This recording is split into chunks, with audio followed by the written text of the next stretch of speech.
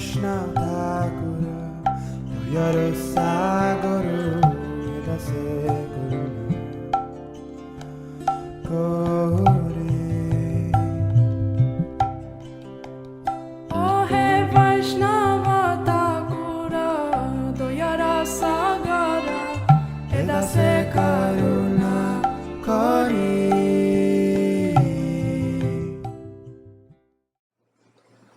Well, Jayananda was my Vartma Pradarshak guru when I first went to the temple in Frederick Street in 1969. I was at that time living in Berkeley, and I had heard about the Sunday feast on many occasions, as devotees used to sell incense on Telegraph Avenue. And they would give out cards, also invitations. And so I was living in a very humble circumstance in Berkeley on the rooftops. And so the idea of a Sunday feast appealed to me quite a lot. So I thought, well, I'll go over there and I'll have a good time. And when I got to the temple, I was there a little bit before the Sunday feast. And there, as soon as I walked in the door, there was this very big, powerful-looking person who also appeared very humble and gentle. Although he was big, but he looked very gentle, like Ferdinand. Oh, but anyway, he immediately grabbed me, and of course, not grabbed me physically, but approached me and asked me my name and asked me if I would like to do service. And it was very, very good, because that's really what gives us a taste of Krishna consciousness, is engaging in devotional service. Many, many people come to our temple, especially from the Indian community, and they think that all they're supposed to do for their spiritual life is see the arati, maybe listen to the lecture, take prasad, and go home. But Jayananda actually took the trouble, I take it like that, he took the trouble to catch hold of me, and he immediately sat me down and started me rolling Simply Wonderful. And it was very unique, because I remember he showed me how to do it with both hands. In other words, I was rolling two at a time, instead of just one, two at a time. So I never seen anyone do it like that since then, or very few people. Anyway, then I finished, and I thought, okay, now I'll just relax and wait for the feast. Then Jayananda came around and again grabbed me and got me vacuuming the floor, the rug in the temple, and the floor there cleaning up. So I remember that distinctly. Jayananda never, ever stopped serving from day to night. He had this job driving cab, which he would do, and then give every bit of money he earned to the temple to help them pay their bills. You know, he gave all of his savings to print Nectar of Devotion. He's thanked in the beginning of Nectar of Devotion for his contribution. Many days he was the only person in class in those early days, because everybody would be sleeping in from staying up too late as he spoke. And in February, they didn't say the exact day of 1967, he took the official initiation from Prabhupada. So Prabhupada came January 16th, Jayananda met him perhaps that very first day, and a month and a half later, he was already initiated. So he was moving very fast in his devotional service. His question to Prabhupada was basically, where is God? This is the question he had had his whole life, and was determined to find the answer. If he couldn't find the answer, he didn't want to live. So this was the question of his soul, which was answered so completely by Prabhupada. The famous quote that they always talk about Jayananda as having is Krishna consciousness is so sweet. It's so sweet. And as he was such an incredible cook, even at the time when I was there for his last Rath Yatra in San Francisco, everyone was talking about, don't miss prasadam, Jayananda's cooked it. So, and it was the most nectarine. It's difficult for you to understand that at this time, ISKCON was a fledgling society, and it was probably the most exciting time in all of our lives. There were a few temples, not many, 7 or 10 temples around the United States, and then the devotees had gone to England, but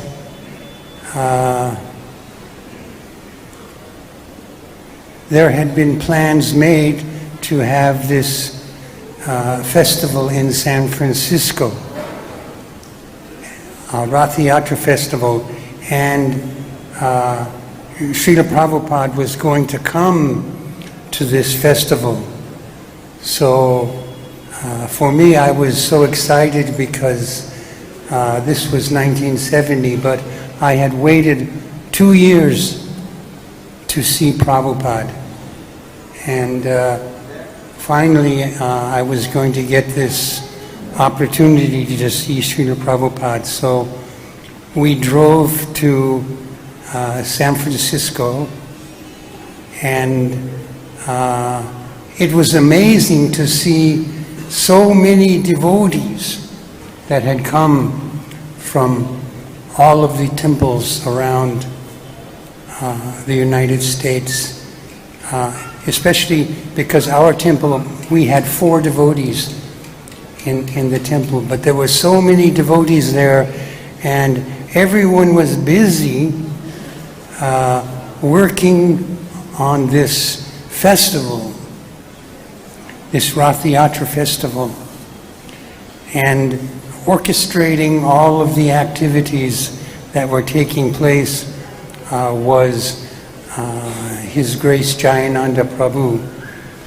And so he would ask you what your skill set were, and then according to that he would engage you in a suitable service. So because I was a cook and I had also carpentry skills, immediately he engaged me in one of these activities. I think I had to cook the sweet rice for the Rath Yatra festival. So normally in the temple we make one small pot of sweet rice because not that many people would come to our Sunday feast. But then we had, on a grand scale, huge pots of milk and different spices and things that we used, and sugar to make the sweet rice. And we would cook all day long, and then when we finished, there would be a mission where we would have to go out. Building supplies were needed. And so he said, okay, I want you to go here and get these pieces of lumber, might even have been the wheels that they had used on the carts, but we did that, and we would work tirelessly from early morning until late at night, and this work, it took several days, but the underlining motivation was that Prabhupada was coming, and for many devotees this was going to be the first time to see Srila Prabhupada. And so I was so excited, and Prabhupada, on the day of the Rath Yatra festival, he came, and originally he was going to ride on the Rath Yatra cart, but there had been some threats from the Black Panthers that they will, cause harm to Srila Prabhupada. So he came by car, and when he alighted from his car, this was my first opportunity to see Prabhupada physically. And he was wearing his saffron dhoti, and it flowed to the ground, and he began looking at Lord Jagannath, and he began dancing, and everybody was saying, "Prabhupada's dancing, Prabhupada's dancing," and the Prabhupada shuffle was introduced into our society, and from that day up until now, that was the standard dance that we would do for Prabhupada. But it was, as I said, so exciting to see Srila Prabhupada, knowing that this is a pure devotee, and it brought great thrill. But the construction of the Rath Yatra cart had continued, and as I said, we worked tirelessly day and night. And at one point, myself and one other devotee, Bhakta John from Vancouver, who became Sridhara Swami, we were completely exhausted, and because there were so many devotees, there was no space anywhere for us to rest. So we found a closet, and we went into the closet and we closed the door, and finally we had some solitude and a bit of quietness, and maybe we were able to even sleep a little bit. But out of the blue, someone knocked on the door and opened the door, and it was Jayananda. And I said, "Oh no, we're busted." And then he could tell that we were exhausted. And then he said, "You want some halava?" So he had a big bucket of halava, and he was going around giving this halava to all the devotees. But because we were so tired, we politely refused. Jayananda was like the father of all of us, because he was much older than everybody else. He was from a well-to-do family. He was very educated, had a degree in civil engineering as well as a teacher's degree, but he drove taxi to support the first temple in San Francisco. So later on, he always took the most menial service. That was a quality about Jayananda, although he was qualified, but he always was very humble. And he had such a taste for the basic things like chanting the holy name. His preaching was, when he would give a class, in the beginning, in the middle, and in the end, he would just express with such feeling that you just have to have faith in the holy name. He would express that again and again, and you really got a sense that all his beauty and all his strength and Krishna consciousness came from his attachment to chanting the holy name. Because when he would chant his rounds, I never saw, and he would chant all his rounds in the temple room. He was the first one up in the morning, and he was the last one to bed at night. He jumped in the shower and immediately turned on the cold water. He always took cold water showers. And, it's not like he turned on the hot and tried to regulate it, get it just right. It's cold water, that was it. That was in and out very quickly. He finished his morning ablutions very quickly, got down into the temple room. Down, at that time the temple room and the shower were right next door to each other. The kitchen and the shower.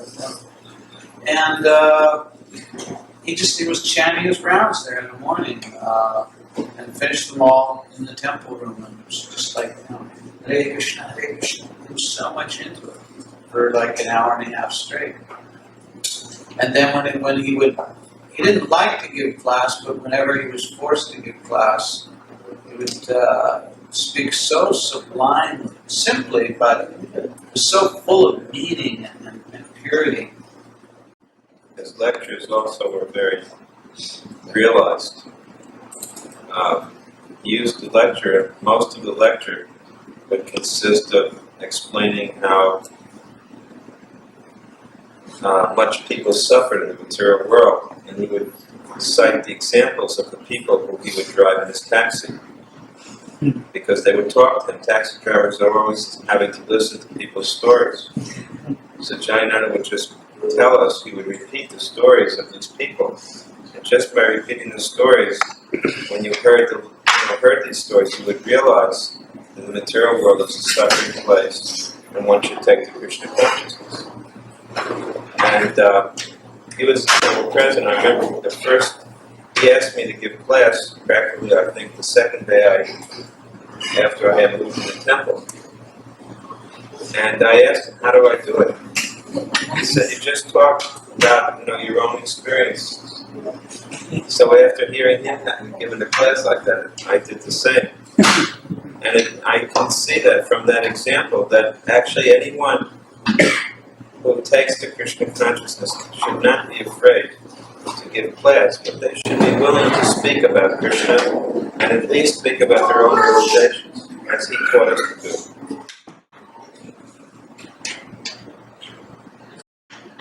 I also wrote about him in that book, Servant of the Servant, how even though he was the temple president, he was willing to forego being the temple president. When he heard that we were forming the first traveling Sankirtan party, he was so enthusiastic to do Sankirtan that he immediately approached Prabhupada and said, can I join their party? So Prabhupada said, what will you do? You're the temple president, what will you do? He said, I'll do what I know how to do best. He said, I'll drive their van. So he went from being the temple president to the van driver. And he never thought for a second, I'm giving up an important position, of respect. He had no interest like this. He just thought, how can I be of the best service to my spiritual master? Very, very selfless attitude. Later on, he donated $5,000 to publish, I don't know if it was Teachings of Lord Chaitanya or Nectar of Devotion, one of those. Yeah, Teachings of Lord Chaitanya. And then, because he gave the money, what Prabhupada would do is if someone paid a large amount, Prabhupada would give them the books. Not exactly give them the book, it was a very interesting arrangement Prabhupada made. First, he would take the disciples' money as a donation, Then he would give the disciple the books and say, now they're your responsibility to sell these books.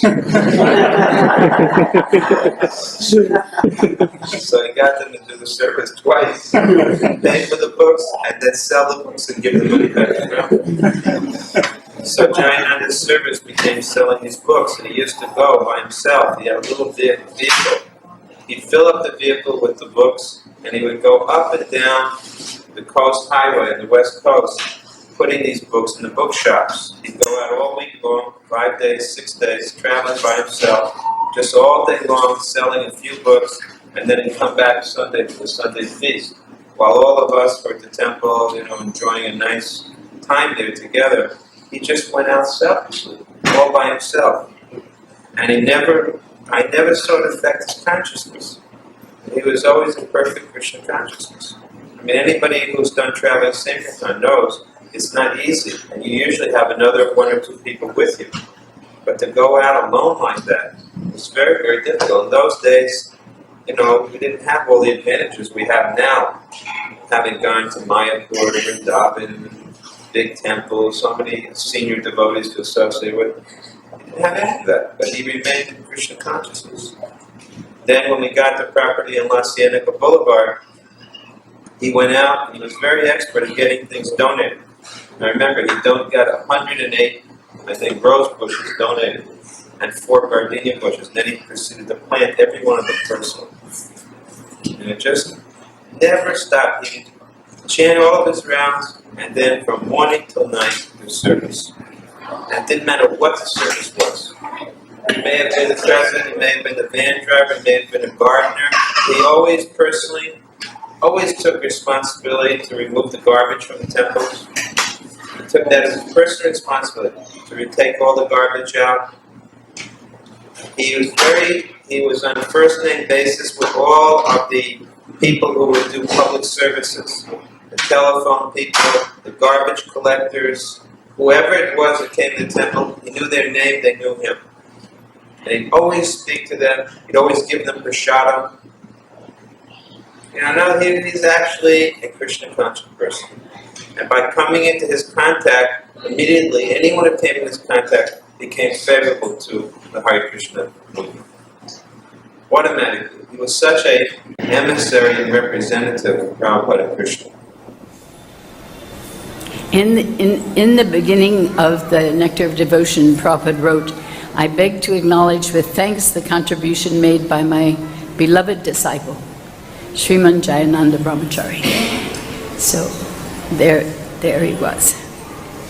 At one point, some of the devotees were with Srila Prabhupada, and they were talking with him, and one of the brahmacharis said to Prabhupada, he said, Jayananda is your favorite devotee, right? And Srila Prabhupada stopped for a second and he said, Jayananda is always thinking about me, so I'm always with Jayananda.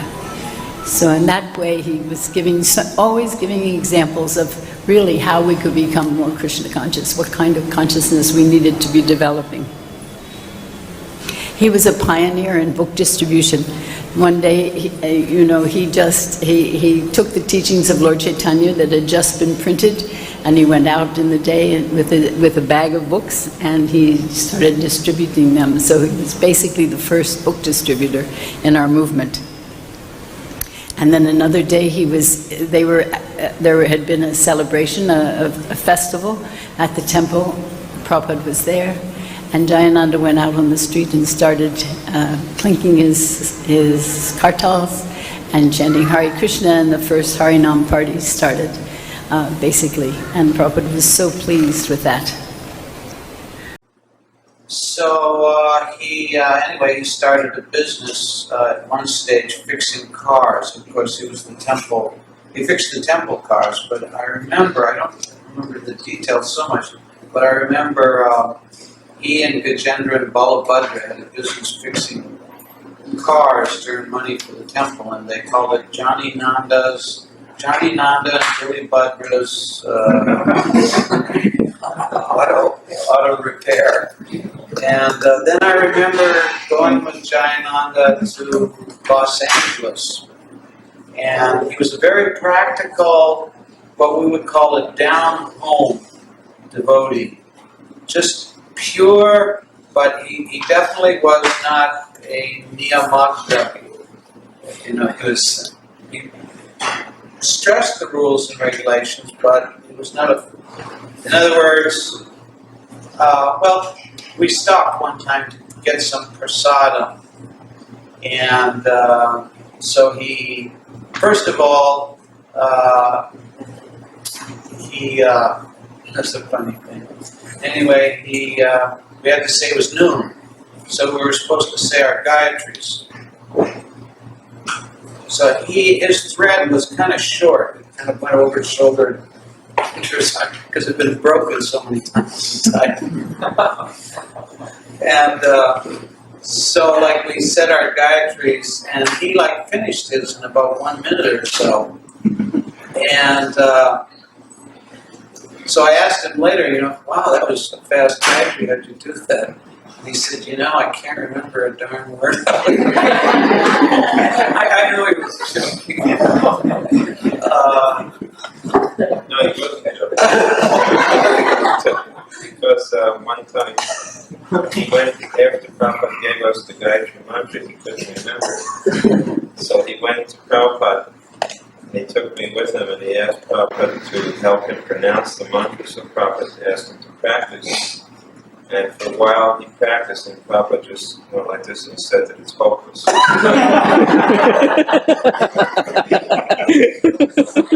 Prabhupada just said it's hopeless. He said, but it doesn't matter because you're so sincere. Whatever you say, Krishna will accept.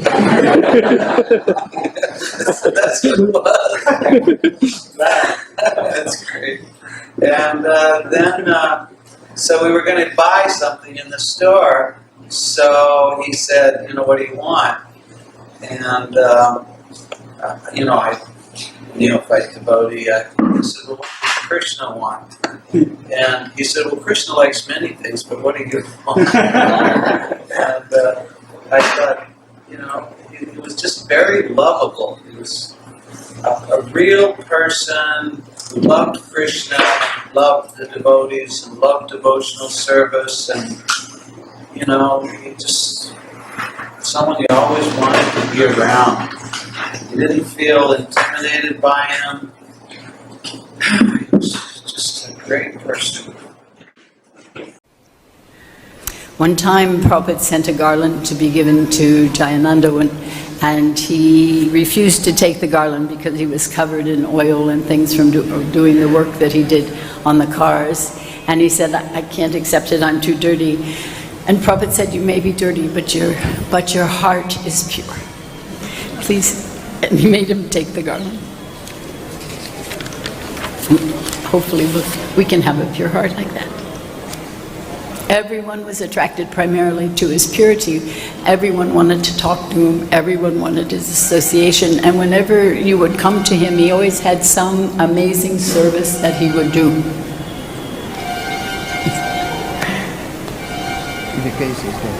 And the service that he would engage you in is always practical. Jaipataka hammered nails, other people came, he would always engage them in whatever was going on in the temple, whatever needed to be done. And for him there was nothing but practical service from the moment he woke up to the moment he took rest, which was very little. And as Dinabandhu told the story, someone asked him, how do you make advancement in Krishna consciousness? And he said, I don't know, I'm just always working. He said, I haven't had time to think about that. In San Francisco, 1970, I just moved into the temple at Los Angeles, Laguna Beach. But we all went up, every devotee west of the Mississippi, practically speaking, we went up to the, certainly everybody in the west, we went up to the help with the Ratha Yatra, help with the Ratha a couple of days, maybe a week earlier. So, Danavir Maharaj, I didn't know anything, I was just a bhakta, I didn't know anything about anything, trying to be a bhakta. So he said, hey, go with Jayananda. Because they were, they were signing people. You could go to the Berkeley Temple and, cut fruit and cut for the, the Maha feast or whatever. You could go here, you could go there, so many different things. He said, go Jayananda, go Jayananda. So I raised my hand, and I went with a couple other devotees. He cooked, I don't know how he did it. And there was a large group, probably maybe 15, 20 brahmacharis, and we were hungry young men. Prabhupada said young man means hungry. You can wake them up in the middle of the night. They're hungry. They're ready to go. So he had an old, one of those Boy Scout, Boy Scouts, are they Boy Scouts still even around anymore? But, they had those little camping stoves, that'll fold up and you pump it, So he had 2 of those babies. And he had some help, too. He had some ladies who he'd lined up. And he cooked this feast. It was chili, with beans, but with ghee. He would only use ghee. Ghee cooked paneer. So it was chili, and instead of chili con carne, instead of the meat, it was paneer, fried paneer. And then there was peanut butter halva, and then there was cornbread. He had some ladies made some corn. I mean, it was a fantastic. It was a hearty meal and fed about 20 of us. Guru Kripa became a devotee. He actually came to beat up the devotees. He saw that these men in skirts, they don't know anything about a dhoti, or so much nicer than wearing pants. Pants are quite uncomfortable actually, but what to do? So he saw these men in pink skirts. In his mind, he came to beat up the devotees. He was a tough guy, Guru Kripa, and when he showed up. He got out of bed that morning. He read the day before that, okay, they're building this cart. It was in the San Francisco Chronicle. So he showed up, beat up some devotees. Perhaps like Banasura, he had all those arms and he wanted to use them. What to do? Walked down the street, saw the devotees, was just ready to haul off and whack somebody, and Jayananda met him. Jayananda was solid guy. Jayananda was about 6'2". He was solid. He was a solid guy. And Jayananda said, hey, you look big and strong. Help me. You can help us. And he said it with such conviction, Guru Kripa said he just kind of caught him off guard and he fell in line.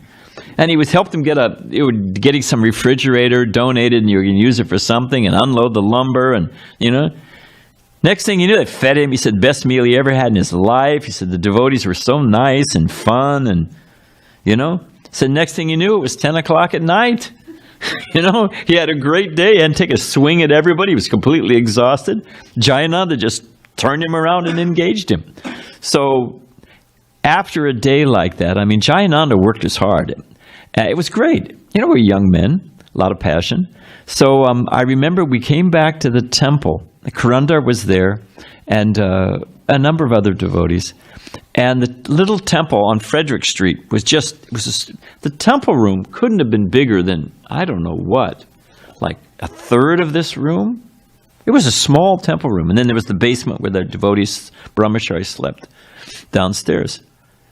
And, there were like 100 devotees in there. There was nowhere to sleep. People were sleeping on the fire escape, on the roof, in the basement, everywhere, Karandar and we cleared out a closet. There was a broom closet.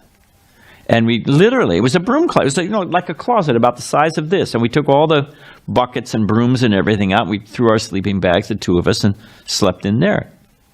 Then we thought, where's Jayananda?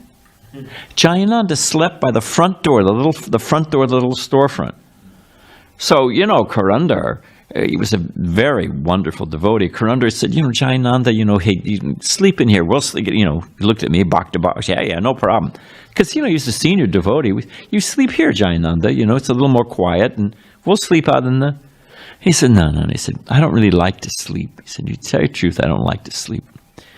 He said, but if I have to sleep, he'd calculated that if he had to lay down, you have to lay down. The body needs rest. He'd calculated, because sometimes it was a rough area in those days, where it was the edge of Haight-Ashbury, it's kind of a rough area. And people would try to break in sometimes. So he'd calculated that if I have to lie down, let me lie down by the front door. That way if somebody tries to break in, I'll wake up. He'd calculated how to place his body where it would be service. Even though he was sleeping, it would, because he'd have to trip over him, and he would wake up and be able to protect the temple. I was amazed. I thought, this is a devotee. This guy's too much, you know. It's the first time I met Jayananda. When I joined Srila Prabhupada, I was with him for 2 weeks. And in New Vrindavan, I joined him. We went to Pittsburgh, then we went to Dallas, then we went to Los Angeles, and then Prabhupada went to San Francisco for 2 days. He stayed in one friend of the devotees in a house, little cottage. It was a hippie's house.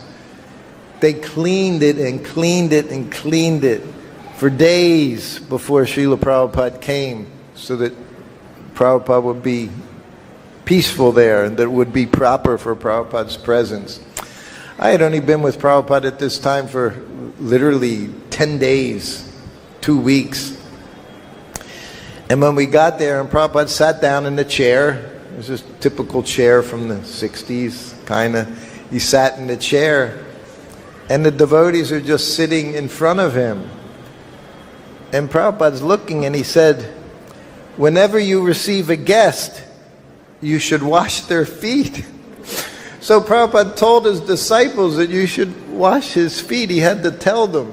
This is 1972, after 7 years, 6 years.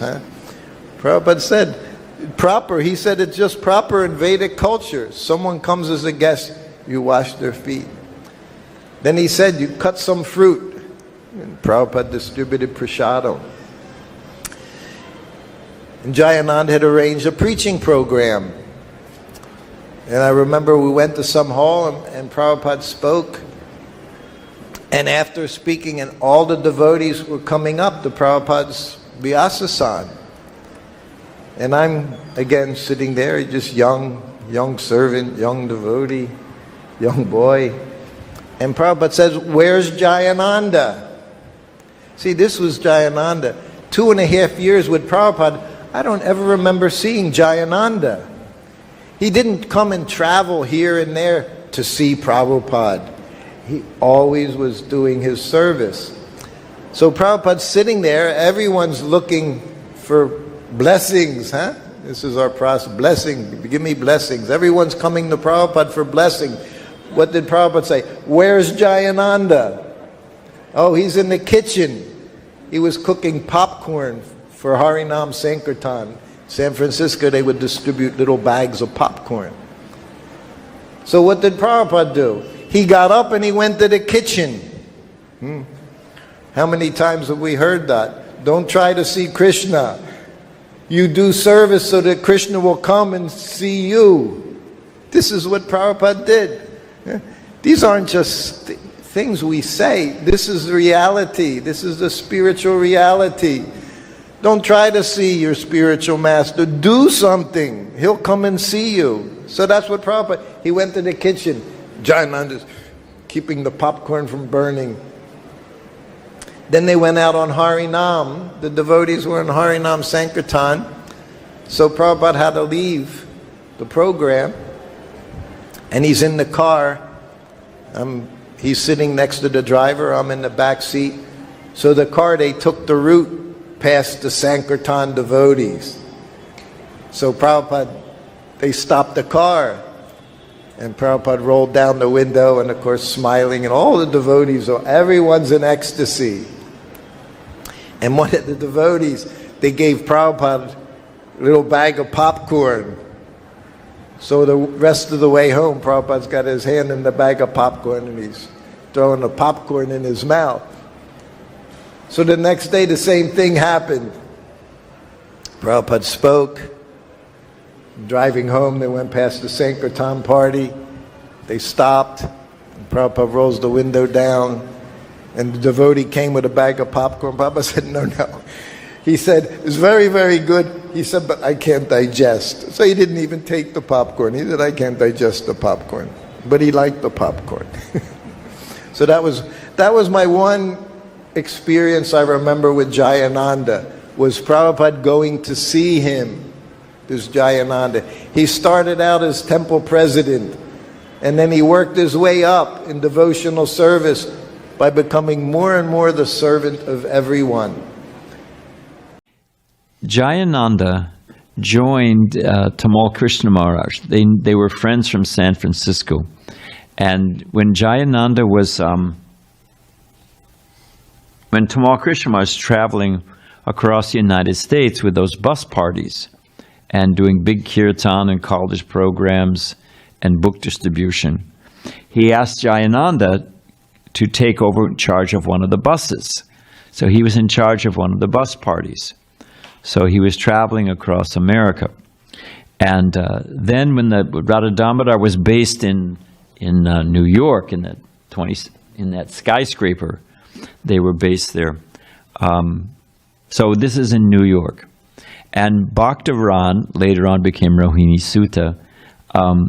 He had about $1,000, which in those days was big money. Still a significant amount of money. So he gave it to Jayananda, and he said, Jayananda, you just keep this for me. In case I need it, you keep it for me. So Jayananda, who knows what the impetus was, but they traveled, they had their beautiful Radha Damodar. These were the Ashtatata, 8 metals, big Radharani and Krishna, Radha Damodar. Prabhupada named them. So one day, Jayananda took that $1,000 and folded it up and made it like he would fold up petals and made a garland out of all the money and put it on Srimati Radharani. Everyone's favorite color, green. So hung it on Radharani. Now Bhaktaran had been, especially, a young American, passionate.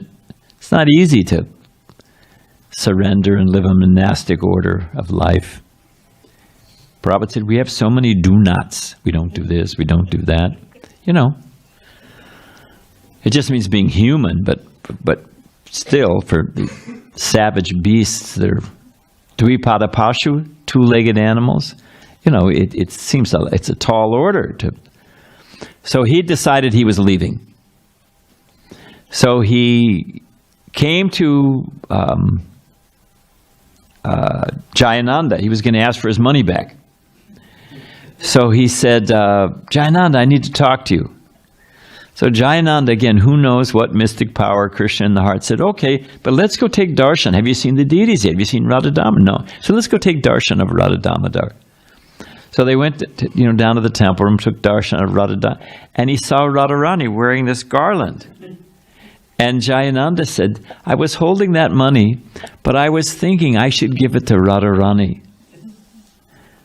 So he's looking, Bhaktaran is looking at Radharani. So then Jayananda said, what do you want to talk about? Bhaktaran said, oh, nothing. Because once the money had been given to Radharani, he said, if I'd gotten that money back, he would have done something completely foolish. Who knows if he ever would have, gotten back into being a nice brahmachari, but it saved his life. So that gives you a little flavor of Jayananda. Oh, I had this personal experience. I was the Sankirtan leader at the Detroit temple. It was wintertime, and Detroit, we're talking winter. We're not talking, I'll have to put a cap on. We're talking, 2 pairs of long johns and a pair of pants and a layering to the max, 2 T-shirts and a jacket and a sweatshirt and a scarf. And even then, after 15, 20 minutes, you are frozen. You were. I so many times I had all those layers of clothing and then those big jackets and gloves. My hands were so numb, I couldn't give change I was like a vending machine. I would just talk to people. Then I'd say, okay, and I'd have small books in this pocket, Bhagavatam in this pocket. If they gave a 5, they'd take change because I couldn't move my fingers.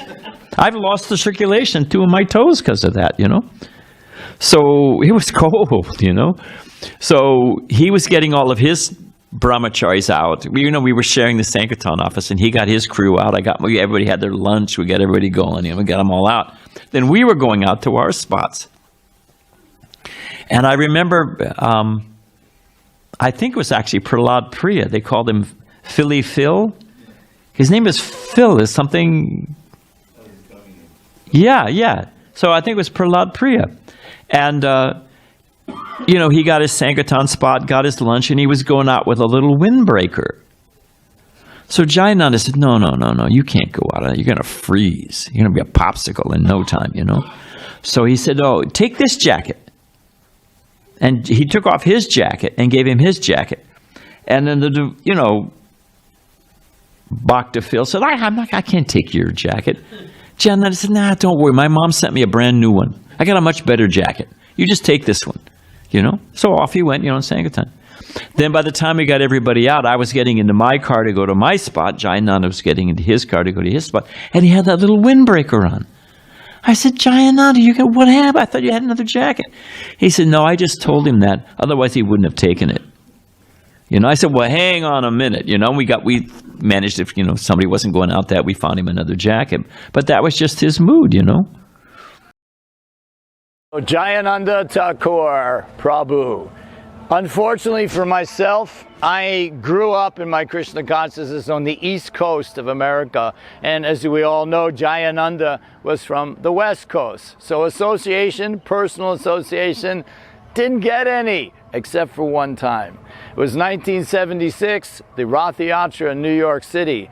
I myself, a new bhakta about to be initiated, and I wandered over to where they were building the carts. And I just wanted to see, okay, this is my first Rath Yatra, what's this all about? I'm just standing there looking at the carts. And this very senior looking devotee, because most of us are 20, he did not look 20, he looked a lot older. And he was wearing really work clothes, not dhoti. And he came up to me and he said, Prabhu, I need you to do me something. And I'm like, sure, whatever it is. He said, just stand by the wheel of this cart and make sure nobody gets close to it. And I was, okay, and I did this and I felt, wow, I got some service. Later on, I found out that was Jayananda and simply engaging this young bhakta, me, in some service. So I was very blessed just to have that small interaction with the saint, a saint that we actually have produced, that Srila Prabhupada has produced here in ISKCON. So Prabhupada actually wrote a letter to the Back to Godhead magazine after the departure of Jayananda Prabhu. And he said, I am so very proud of my disciple, Jayananda. And I'm thinking, that is like the nicest thing that your guru can actually say to you. I am proud of you. You have done so nicely in devotional service that the spiritual master is proud. Prabhupada was proud of Jayananda. Well, I am proud to say, somehow or other, this is a god brother of mine. Although I feel totally inferior, but I get to say that. So I am proud to say, Jayananda Thakura Prabhu is my god brother. And Jayananda Thakura understood how to please the spiritual master through humility and service. And that was his calling card, so to speak. Humility and service. There was nothing he would not do for service. Take out the garbage, clean the pots, be the bhakta leader, just inspire people wherever he went. Go shopping for the vegetables. He has people chanting Hare Krishna. A preacher with humility and a service attitude. And that is something we all need to follow in his footsteps, is those three wonderful qualities of Jayananda Thakura. So, and it went down Fifth Avenue, which Prabhupada said is the most important street in the most important city in the most important country, certainly in those days, of the world. I mean, Fifth Avenue is called the Avenue of Heroes. It's where, when Eisenhower came back from winning, the commander-in-chief for World War II, he goes down Fifth Avenue for a ticker tape parade. When that John Glenn, walks on the moon or first man in space, whatever he did, he goes down Fifth Avenue. That's what they saved Fifth Avenue for, President comes and then he goes down Fifth Avenue. Somehow or other, Toshan Krishna got a permit to go down Fifth Avenue with the Rath Yatra. So just imagine Prabhupada as a beggar, pauper. I mean, he wasn't. He was a saintly Vaishnava and if you have Krishna, you have everything. But from that position, an unknown stranger in a strange land, to be sailing down Rath Yatra cart, down Fifth Avenue with thousands of devotees, It's just mystical. How did that, in what? 10 years. It's just inconceivable, right? And Jayananda is the one who organized those carts, and there's so many stories about it. But after the whole thing was over, Prabhupada is, it was a wonderful festival. And Prabhupada's sitting on the balcony of that outdoor veranda. I don't know how many floors up, but they're overlooking New York City in the Manhattan skyscraper. And Prabhupada's sitting there, and all the big sannyasis and big GBCs, and everybody's there, and they're relishing it, and and Prabhupada's holding transcendental court. Prabhupada looks out and says, "Where's Jayananda? Go and get him." So Adhikesh was the temple president. Where was Jayananda? After organized the whole thing, fundraised all the money for the festival, collected all the bhoga, organized the cooks, built the carts, led the parade, and made sure that everything got back, all the equipment that they rented got back that evening, so they didn't have to pay for an extra day. That's Jayananda. Jayananda stole pants. He stole a pair of pants from a Sears, a pair of work clothing. The temple had no money, and he stole a pair of pants. And he got caught. And he explained the whole thing. The police, they showed up. The police and the store detective were so impressed, they paid for his pants and let him go. He never stole anything again. He never did it again. I'll steal. No. No five-finger discounts, no. But it just shows you the caliber of the police detective and the store detective and the policeman pay for the pants. So he was, he was frugal. He was a frugal guy. He would spend for Krishna opulently, but he was frugal. So, got everything back. So Prabhupada, it's in the evening, everyone's, wonderful assembly of senior devotees. Prabhupada says, "Where's Jayananda?" So Adhikesh goes to find him. He was underneath in one of the Sankirtan cars. All you could see was his feet. He was wearing overalls. He was changing the oil and fixing the transmission and this and that. Because, all the devotees came back from Sankirtan parties. They all came for the Rath Yatra. They're going out the next morning. So he was servicing a couple of the cars that needed some work. So he's underneath there fixing the car. Adhikesh says, "Prabhupada wants to see you." He said, I can't go like this. No, he just wants to encourage me. It's all right. He didn't go. Adhikesh reported back, "Well, Prabhupada, he's fixing the cars, he's covered with grease, and he can't come." Prabhupada told Adhikesh, "Go and get him." Sent Adhikesh back again. Again, Adhikesh explained. Jayananda said to Adhikesh, "Well, the Sankirtan devotees are leaving early tomorrow morning, and I've got to fix the truck. I can't." He went back a second time, reported to Prabhupada. Prabhupada told Adhikesh, "I will not speak until Jayananda comes." So Prabhupada sat there silently. Adhikesh said, "Prabhupada's not speaking until you come." Jayananda came in his overalls, grease under his fingers, the whole thing, and just sat quietly in the corner. Now, the thing is, Jayananda had not slept for who knows how many days, other than maybe a cat nap, So as soon as he sat down, he fell asleep. So, you can picture a room. It's probably 30 devotees. He's sitting in one of the corners covered with grease, and he fell asleep. And there was some little brahmachari, hey, nudging him, or some sannyasi who was waking him up, And he'd wake up very apologetic, and then, So about the third time Tamal Krishna Maharaj told me this person, about the third time this brahmachari, whoever it was, woke him up, Guru Kripa and poking him with a sharp elbow. Prabhupada said, "Don't touch him." Prabhupada said, "He's doing more service than all of you combined." And Prabhupada was completely satisfied just to see Jayananda. There he is. And Jayananda fell asleep again. Prabhupada just went on talking, but he wanted Jayananda in the room. Again, he worked mostly on the West Coast, and then of course came up with the idea that there needed to be Rath Yatra in New York. it was the biggest city pretty much at that time in the world. And he had this image of Jagannath coming down Fifth Avenue in his carts, and even said, this is why Fifth Avenue has been created, for Lord Jagannath to ride down this street. So he went to New York and began the operations of building this cart, and at that particular point in time found out that he was ill. Now he started in 67, and this was now in 77. And going to New York, he was able to build these 3 magnificent carts. He'd become so empowered that he was able to build these carts, and by, I think it was in May,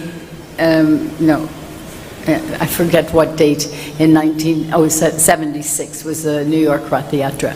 And he was able to build these carts and have the Rath Yatra in all of its glory. There's beautiful pictures of that Rath Yatra that you can see online.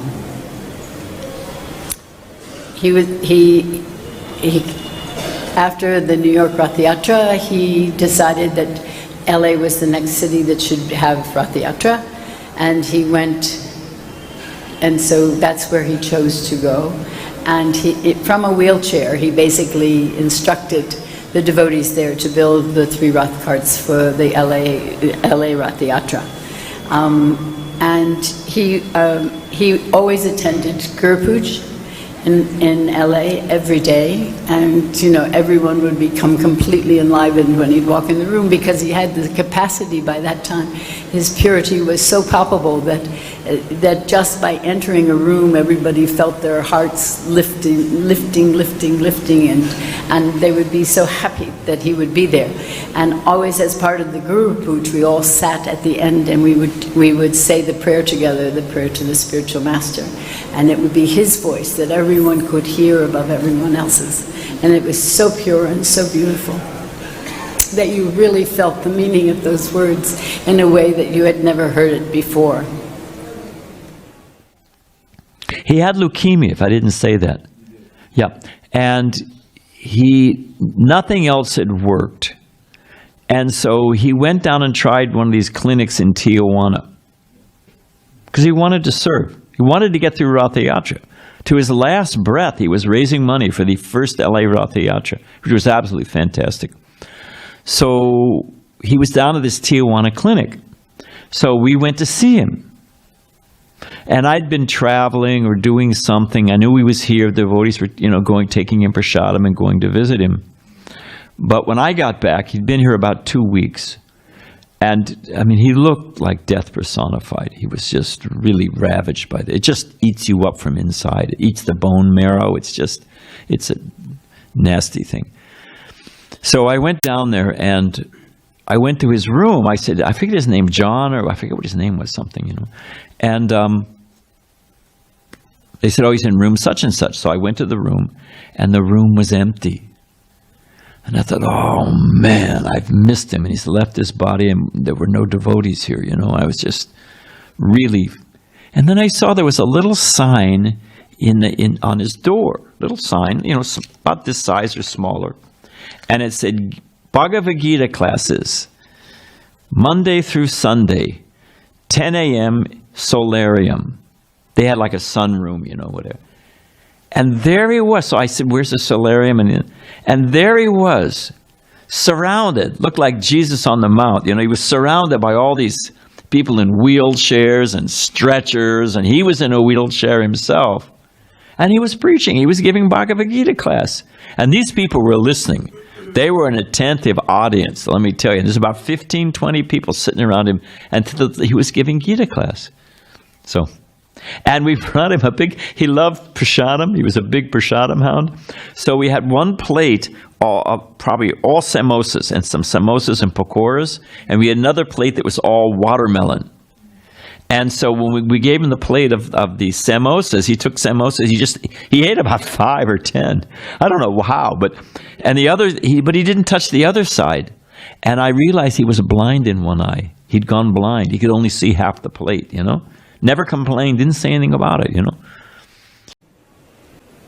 Whenever he had to go to the hospitals, he preached to the doctors. Wherever he went, he was known for telling people about Krishna, giving them information about Krishna, and always trying to distribute prasad and engage them in some kind of service. Shopkeepers all knew him.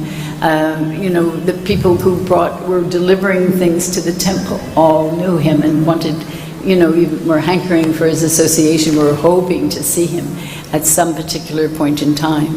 So everyone in Los Angeles temple was so enlivened that he was a part of their temple, even though they were just getting kind of Jayananda at the very end of his life. And really, we were all so young in Krishna consciousness, nobody was dying. So to have a devotee who was going to leave their body was, quite shocking and difficult for everyone to bear.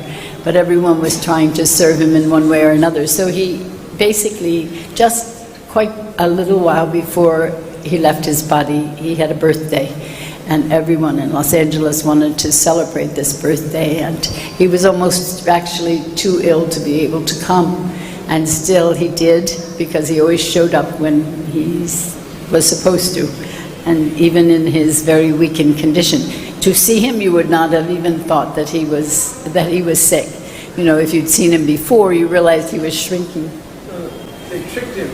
They told him, Jayananda Prabhu, we got some problem on the Rath cart, only you can fix it.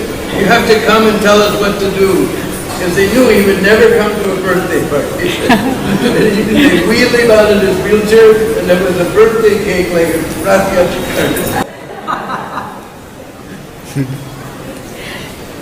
And that was actually just days before he left his body. So everyone was kind of hoping against hope that Krishna would save him and we would get to keep him in the material world with us. And we were all in Mangal Arti actually at the time. And this devotee, just before Mangal Arti started, he took Jagannath's garland over to Jayananda's room, not knowing anything, but knocked on the door, and the garland was offered just as he left his body. So it was an incredibly glorious 10 years of a devotee's life where he just served incessantly and always practical service. So the most menial things that we do for Krishna are counted just as much as the big and exciting things that we may wish that we can do or that we get to do sometimes. Perhaps we get maybe even more credit for those, because here was someone who did just anything, the needful, just as Prabhupada desired us to do. So, all glories to Jayananda. I had the good fortune to be in Prabhupada's room. Once he received the news from Los Angeles that Jayananda Prabhu had departed his body, had left his body, while hearing the Maha Mantra from Srila Prabhupada. And Prabhupada was in his room discussing this with his godbrother O.B.L. Kapoor, who was a very scholarly disciple of His Divine Grace, Bhaktisiddhanta Saraswati Thakur. And he used to meet with Srila Prabhupada so many times in Vrindavan, whenever Prabhupada would come. He would meet and discuss with Prabhupada. So they had this discussion. And Prabhupada was discussing with him both in English and Hindi how Jayananda had started the Rath Yatra. Jayananda had given money for the original printing of the teachings of Lord Chaitanya. Jayananda was doing Samkirtan in San Francisco. Jayananda had done the Rath Yatra card, so many different things. And then when Prabhupada at one point, he quoted that verse from Bhagavad Gita, Janma karma chami divyam evam yo veti tatpataha tyaktva punara janma naiti mam iti so Arjuna. That one who remembers the activities, one who understands the nature of Krishna's transcendental activities, does not take another birth in this world, but goes back to the spiritual world. He does not have to suffer back here. And Prabhupada started to cry. And he said, Jayananda went back to Godhead. Prabhupada confirmed it. After that, Prabhupada wrote a letter telling devotees that his picture should be on the Rath Yatra card. That his appearance day, his disappearance day, should be observed, just like the disappearance of great acharyas. This person was just not a regular devotee. He was a pure devotee, Shuddha Bhakta, recognized by Srila Prabhupada himself. And what was his main feature? He was always engaged in selfless service. No personal motivation with him. Constant service. Exemplary attitude. Perfect devotee. And we should pray for the mercy and kindness and benediction of such person like Jayananda and our previous acharyas. So this is a very important point for today. Very, very important point. So Prabhupada, when Jayananda Prabhu disappeared, we got the news, and Prabhupada was very intent to hear how his consciousness, Jayananda's consciousness, was at the time of his disappearing. And Prabhupada thought very deeply about it. First he said that if he would at least go to the heavenly planets. He said, and if he has remembered Krishna, then he will have gone back to Godhead. And later on he wrote a letter, I believe he wrote to the LA devotees, saying that they could celebrate this day, as we do the other acharyas. And 2 or 3 days later, Prabhupada was sitting, and I noticed that he had some tears in his eyes, And I asked Prabhupada what he was thinking about. He said, I feel so fortunate to have a disciple like Jayananda. So I think that's, what more can you say? If a spiritual master feels so fortunate that he has such a good disciple, that's proof of testimony of how wonderful devotee Jayananda was. Jayananda's example gives all of us hope that even though we began from very humble circumstances, we can one day also try to become perfectly Krishna conscious. The lotus flower grows out of mud. So we may have come from very muddy circumstances, but by the contact with the sun's rays, then the lotus grows. By contact with Prabhupada and Krishna, Prabhupada's representatives, we can also get out of our muddy origins, be able to become spiritual lovers. I really never knew what was going on outside of my service, which was with Prabhupada. So even in the building of the temple, I wasn't aware of so many things. And that same thing is here with Jayananda Prabhu. Of course, like everyone, I knew about him. He was very famous as a devotee, especially for Rath Yatra festival. And I found many conversations with Srila Prabhupada, letters from Srila Prabhupada to various devotees, including Jayananda. And I was able to understand a lot more about him and his life. I'm going to start with some letters and conversations at the end, 1977. So by this time, Jayananda Prabhu, he'd been in ISKCON for 10 years. So now it's 1977 and it's February. And right after Rath Yatra, it's become clear he has very severe cancer. So I want to describe that because in these few letters that Srila Prabhupada would say, things that he would say and things that he wrote down, you could always see Prabhupada, he wasn't a sentimental person. He was very transcendental in every way, and how he describes in this talking with Jayananda in these last few letters is very, very wonderful. And after he passed, what he says, imagine Prabhupada 1977 saying you can put the picture of Jayananda Prabhu on the Rath Yatra cart and you can hold Disappearance Day festival for him like we do for all the great Vaishnavas. This was very special. This is not an ordinary situation. Now, of course, years later, I have my godbrothers, different initiating gurus. We have Disappearance Day festivals for them. But Prabhupada initiated this program himself for Jayananda Prabhu. So how special is this person in all of our lives and what he's done. You know, it's very rare that one has the opportunity to have association with such great devotees. So if we can examine the behavior of our God brothers and God sisters, if we can see the determination that was exhibited by Jayananda Prabhu to be diligent and determined to fulfill the wishes of Srila Prabhupada. So that is our life's goal, is to serve. So it says one must approach a bona fide spiritual master and render service to him unconditionally. So this was Jayananda Prabhu's mood. No time for frivolous talk, no time for anything other than fulfilling Srila Prabhupada's desire. So although we didn't know Krishna, but we had Prabhupada. So everything we have now today, even now we don't know Krishna 100%, but we have Prabhupada, and he is our transparent medium to the Supreme Lord.